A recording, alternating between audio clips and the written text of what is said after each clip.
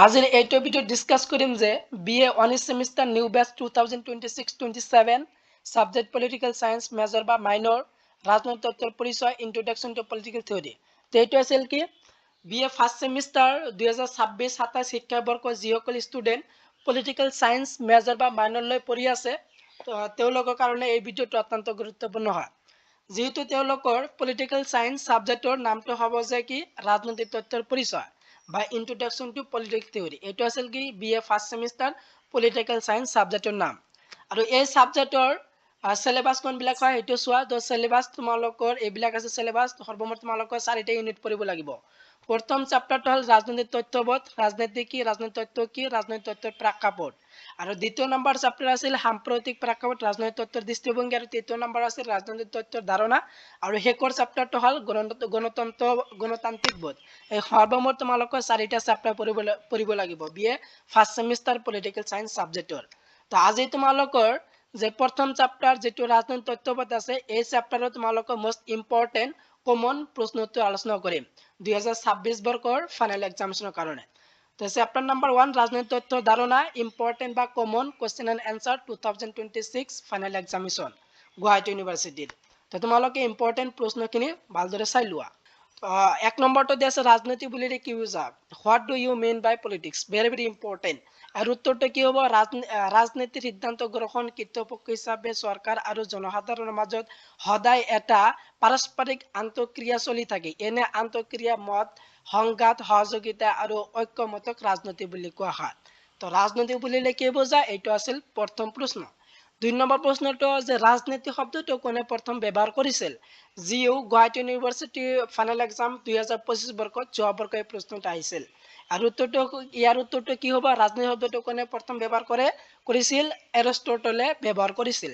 3 number প্ৰশ্ন number 3 যে তলত উল্লেখিত সকলো কোনজন উদাৰবাদী দাৰ্শনিকৰ নহয়? এইটো গুৱাহাটী ইউনিভাৰ্সিটি 2024 বৰ্ষৰ ফাইনাল এক্সামিনেশনত আহিছিল। আৰু উত্তৰটো কি হ'ব? ইয়াৰ প্ৰথমটো আছে জন লক, 2 নম্বৰটো আছে জে.এছ. মিল, আৰু 3 নম্বৰ অপশন আছে জন ৰাউলছ, আৰু 4 নম্বৰ আছে কাৰ্ল মাৰ্ক্স। আৰু শুদ্ধ অপশনটো হ'ব কাৰ্ল মাৰ্ক্স। নেক্সট প্ৰশ্ন নম্বৰ 4 যে ইতিহাস অতীতৰ ৰাজনীতি হ'ল বৰ্তমানৰ ইতিহাস। কথাষাৰ কোনে কৈছিল? এইটো গুৱাহাটী ইউনিভাৰ্সিটি 2025 বৰ্ষৰ ফাইনাল এক্সামিনেশনত আহিছিল। ইয়াৰ উত্তৰটো কি হ'ব? যে ইট ওয়াট আগস্টেস ফ্ৰিম্যান। তো ইট ওয়াট আগস্টেস ফ্ৰিম্যান এই কথাটো কৈছিল। নেক্সট প্ৰশ্ন 5 নম্বৰ যে মডাৰ্ণ পলিটিক্স এণ্ড গভৰ্ণমেণ্ট লিখক কোন? তো ইয়াৰ উত্তৰটো হ'ব এলান বলে। আৰু এই প্ৰশ্নটো 2021 বৰ্ষত গুৱাহাটী ইউনিভাৰ্সিটি ফাইনাল এক্সামিনেশনত আহিছিল। 6 নম্বৰ প্ৰশ্নটো নেক্সট প্ৰশ্ন নম্বৰ 6 ৰাজনীতিৰ দুটা প্ৰকৃতি লিখা দ্য নেচাৰ অফ পলিটিক্স। ইয়াৰ উত্তৰটো হ'ব কি ৰাজনৈতিক কাৰ্যকলাপ হিচাপে ৰাজনৈতিক, আৰু 2 নম্বৰ মতভেদ বা পাৰ্থক্য মীমাংসাৰ উপায়। এই দুটা আছিল কি ৰাজনীতিৰ দুটা প্ৰকৃতি। আজি যেহেতু তোমালোকৰ 1 নম্বৰ 2 নম্বৰ 5 নম্বৰ আৰু 10 নম্বৰ প্ৰশ্ন শৰ্ট আৰু লং প্ৰশ্নটো গোটেইখিনি আলোচনা কৰিম। আজি যিবিলাক প্ৰশ্ন তোমালোক আলোচনা কৰি আছো তো অহা ফাইনাল এক্সামিনেশনৰ কাৰণে বিএ ফাৰ্স্ট সেমিস্টাৰ 2026 কাৰণে মোস্ট ইম্পৰ্টেন্ট হয়। তাৰপিছত নেক্সট প্ৰশ্ন নম্বৰ 7 যে মডাৰ্ণ পলিটিক্যাল এনালাইসিস গ্ৰন্থখনৰ লিখক কোন? ইয়াৰ উত্তৰটো হ'ব কি হ'ব? যে ৰবাৰ্ট ডালে তেওঁ গ্ৰন্থখন লিখিছিল। তো মডাৰ্ণ পলিটিক্যাল এনালাইসিস গ্ৰন্থখন লিখিছিল ৰবাৰ্ট ডালে। এইটো 2025 বৰ্ষত বা যোৱা বৰ্ষত ফাইনাল এক্সামিনেশনত গুৱাহাটী ইউনিভাৰ্সিটি আহিছিল। নেক্সট প্ৰশ্ন number 8 politics who gets what when and how কিতাপখনৰ লিখক কোন?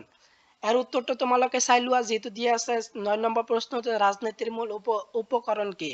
তো চৰকাৰৰ নীতি সমাজ আৰু কাৰ্যকলাপ সাধাৰণতে ৰাজনৈতিক জীৱনৰ ওপৰত কোনে প্ৰভাৱ পেলায় সেইটোৱে ৰাজনীতিৰ মূল উপকৰণ। 10 নম্বৰ প্ৰশ্ন কোনে ৰাজনৈতিক বিজ্ঞান শ্ৰেষ্ঠ বিজ্ঞান বুলি কৈছিল? তো কোনে কৈছিল? গ্ৰীক দাৰ্শনিক এৰিষ্টটলে ৰাজনৈতিক শ্ৰেষ্ঠ বিজ্ঞান বুলি কৈছিল। ভেৰি ইম্পৰ্টেন্ট আছে এই বৰ্ষৰ কাৰণে 2026 বৰ্ষৰ কাৰণে তোমালোকৰ কাৰণে কিন্তু অত্যন্ত গুৰুত্বপূৰ্ণ 10 নম্বৰ প্ৰশ্নটো। তাৰপিছত 11 নম্বৰ ৰাজনৈতিক তত্ত্বৰ যিকোনো দুটা প্ৰকাৰৰ নাম লিখা। Very important. এইটো 2023 আহিছিল গুৱাহাটী ইউনিভাৰ্সিটি 2 মাৰ্কছৰ। ইয়াৰ উত্তৰটো হ'ব কি প্ৰাচীন ৰাজনৈতিক তত্ত্ব, মধ্যযুগীয় ৰাজনৈতিক তত্ত্ব। 12 নম্বৰ প্ৰশ্নটো হৈছে পলিটিক্স এণ্ড ভিজন গ্ৰন্থখনৰ লিখক কোন? ইয়াৰ উত্তৰটো তোমালোকে চাই লোৱা যে শেলডন এছ ওয়েলেন। তাৰপিছত নেক্সট প্ৰশ্ন নম্বৰ 13 ৰাজনীতি বিজ্ঞান কি? তো ৰাজনীতি বিজ্ঞান কাক বোলে? এইটো আহিবলৈ চান্স আছে তোমালোক 1 নম্বৰ বা 2 নম্বৰ। ইয়াৰ উত্তৰটো তোমালোকে চাই লোৱা। উত্তৰটো দিয়া আছে স্ক্ৰিনশ্বট মাৰিবও পাৰা, মাৰি ল'বা। নেক্সট প্ৰশ্ন নম্বৰ 14 ৰাজনীতি বিজ্ঞানৰ পিতৃ কোন তো ৰাজনীতি বিজ্ঞানৰ পিতৃ কোন এইটো যিটো অলপ আগতে পাই আহিলা প্ৰশ্নটো এৰিষ্টটল তাৰপিছত 15 number A history of political theory 1902 গ্ৰন্থৰ লিখক কোন তো চিন্তাবিদ দানিংগৰ গ্ৰন্থ এ হিষ্টৰী অফ পলিটিকেল থিওৰি 1902 তেওঁ উল্লেখ কৰিছিল এই প্ৰশ্ন নম্বৰ তাৰপিছত তোমালোকৰ 16 নম্বৰ ৰাজনীতি বিজ্ঞানৰ দুটা প্ৰকৃতি লিখা এইটো ইম্পৰ্টেন্ট আছে 2 নম্বৰৰ কাৰণে এইটো শিকিবা তাৰপিছত তোমালোকৰ 16 নম্বৰ 17 নম্বৰ ভাৰতীয় ৰাজনীতি বিজ্ঞানৰ সংস্থা প্ৰতিষ্ঠা কৰা তো কিমান চনত সংস্থা প্ৰতিষ্ঠা কৰা হৈছিল যে 1938 চনত ভাৰতীয় ৰাজনৈতিক বিজ্ঞান সংস্থা প্ৰতিষ্ঠা কৰা হৈছিল নেক্সট প্ৰশ্ন নম্বৰ 18 ৰাজনৈতিক তথ্য কি ভেৰি ইম্পৰ্টেন্ট হয় এইটো 2 নম্বৰৰ কাৰণে 2024 বৰ্ষৰ গুৱাহাটী ইউনিভাৰ্চিটি ফাইনেল এক্সামিনেশনত আহিছিল আৰু উত্তৰটো ৰাজনৈতিক তথ্য ৰাষ্ট্ৰীয় চৰকাৰ ৰাজনৈতিক নীতি আৰু আদৰ্শসমূহ প্ৰণালীবদ্ধভাৱে পৰিচালনা কৰে ৰাজনৈতিক তথ্য হ'ল ৰাজনৈতিক ধাৰণা আৰু আদৰ্শসমূহৰ প্ৰকৃতি প্ৰয়োজনীয়তা আৰু তাৎপৰ্য ব্যাখ্যা কৰা এক আহিলা নেক্সট প্ৰশ্ন নম্বৰ 19 যে কোন চনত the American political science association প্ৰতিষ্ঠিত হৈছিল 1903 চনত হৈছিল 20 নম্বৰ প্ৰশ্ন ৰাজনৈতিক তত্ত্ব দুটা সংজ্ঞা দিয়া ভেৰি ইম্পৰ্টেন্ট হয় এই প্ৰশ্নটো ৰাজনৈতিক সংজ্ঞা আহিব পাৰে তোমালোকৰ তো ৰাজনৈতিক তত্ত্বৰ বিষয়ে বিভিন্ন ৰাজনীতি বিজ্ঞানে নিজৰ সংজ্ঞা আগবঢ়াইছে কেটলিনেৰ মতে যে ৰাজনৈতিক হল যে তথ্য শব্দটো এখন খালি চকুৰ বা নিচিনা ইয়াক কেনেদৰে প্ৰয়োগ কৰা হয় তাৰ ওপৰতে ইয়াৰ মূল্য আৰু উপযোগিতা নিৰ্ভৰ কৰে 2 নম্বৰটো এইটো আছিল যে তোমালোকৰ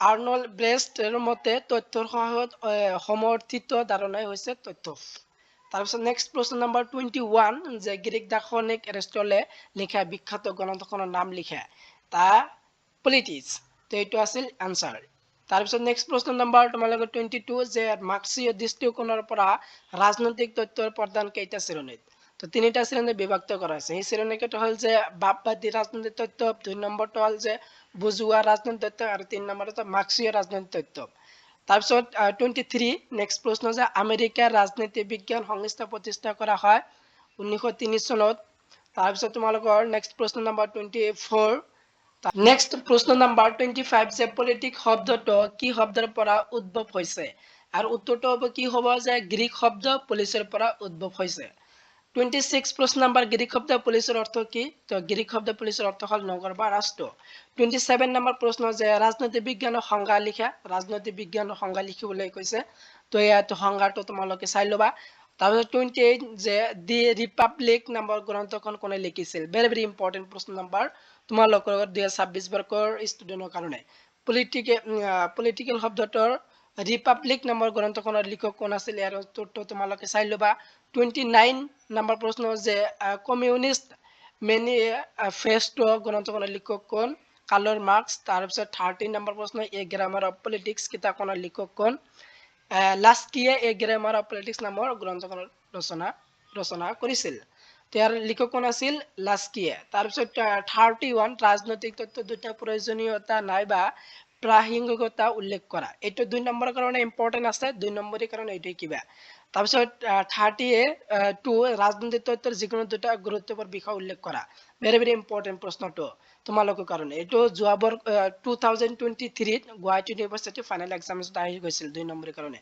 আৰু উত্তৰটো কি হ'ব যে 1 নম্বৰ নাগৰিকক সঠিক ৰাজনৈতিক জ্ঞান প্ৰদান কৰে আৰু 2 নম্বৰটো যে সুশাসন আৰু নীতি নিৰ্ধাৰণ সহায় কৰে তাৰপিছত তোমালোকৰ 33 নম্বৰ প্ৰশ্ন যে ৰাজনীতিৰ দুটা সংজ্ঞা দিয়া তো ৰাজনীতিৰ দুটা সংজ্ঞা এইটো আহিবলৈ চান্স আছে এইটো দুটা সংজ্ঞা তোমালোকে দিয়া হৈছে দুটা সংজ্ঞা তোমালোকে স্ক্ৰিনশ্বট মাৰি লোৱা তোমালোকে ইয়াৰ পৰা পঢ়ি ল'বা এতিয়া তোমালোকৰ কমন কোশ্চিন 5 বা 10 মাৰ্কস তো 5 আৰু 10 মাৰ্কসৰ কাৰণে কোনখিনি ইম্পৰ্টেন্ট আছে সেইটো চোৱা যেহেতু তোমালোকৰ ফাইনেল এক্সামছৰ 1 নম্বৰ প্ৰশ্ন 2 নম্বৰ আহিব 5 নম্বৰ আৰু 10 মাৰ্কৰ প্ৰশ্ন আহিব তো 5 আৰু 10 মাৰ্কসৰ কাৰণে কোনখিনি ইম্পৰ্টেন্ট আছে সেইটো তোমালোকে চোৱা 1 নম্বৰটো যে ৰাজনৈতিক তথ্যৰ কৰ্ম বিকাশৰ বিৱৰণ দিয়া 2 নম্বৰটো হ'ল যে তোমালোকৰ ৰাজনৈতিক তথ্য তাৎপৰ্যৰ ওপৰত এটি চমুটো খাল লিখা 3 নম্বৰ ৰাজনৈতিক তথ্য তাৎপৰ্য ৰাজনৈতিক তথ্যৰ গুৰুত্ব এইবিলাক প্ৰশ্ন 5 মাৰ্কৰ কাৰণে কিবা তাৰপিছত তোমালোকৰ 5 নম্বৰটো হৈছে ৰাজনৈতিক তথ্যৰ